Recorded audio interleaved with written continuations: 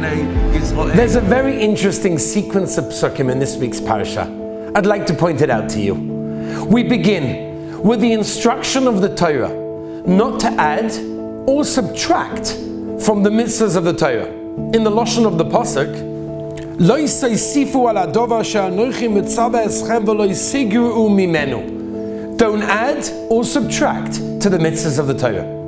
Immediately after that, the Torah says the following: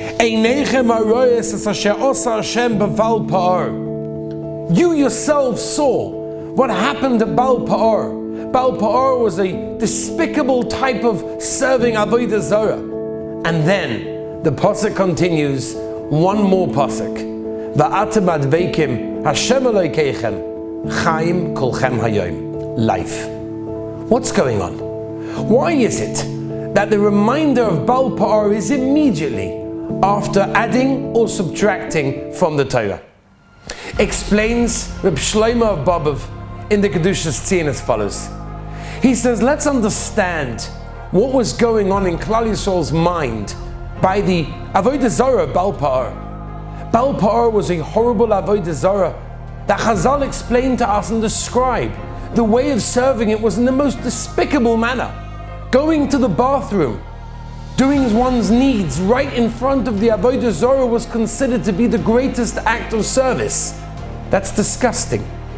But you know what it means? That was the attachment to the Avodah Zarah. It rips apart the very fabric of structure. Do whatever you want. Everything goes. He who has the most fun wins. That's not life. That's Avodah Zarah.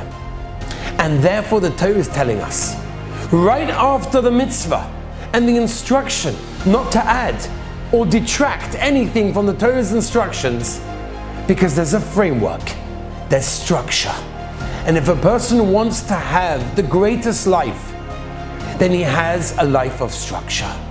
Baal Pa'or was exactly the opposite of structure.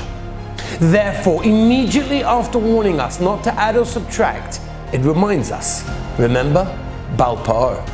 That was exactly the opposite of structure. Look what happened over there. Make sure you keep the Torah to a T. Every detail is chashuv. You know, it's almost like when you have a child, a young child, and you're trying to teach the child how to color into a coloring book. So any parent knows the way of teaching a child of coloring is you teach the child you can do whatever you want inside the picture, but try not to color outside the lines. That's a beautiful idea. Yiddishkeit is so vibrant, it's so geschmack, it's so colorful, it's so beautiful. However, make sure you always color within the lines. That's what the Torah is telling us in this week's parasha. Make sure, don't add, don't subtract, don't do whatever you want. That's Baal Pa'or, that's Avodah Zarah. Keep it within the framework of Torah. And then, Va'atem adveikim Hashem Elokeichem Chaim kolchem hayom. Life. Have a wonderful Shabbos.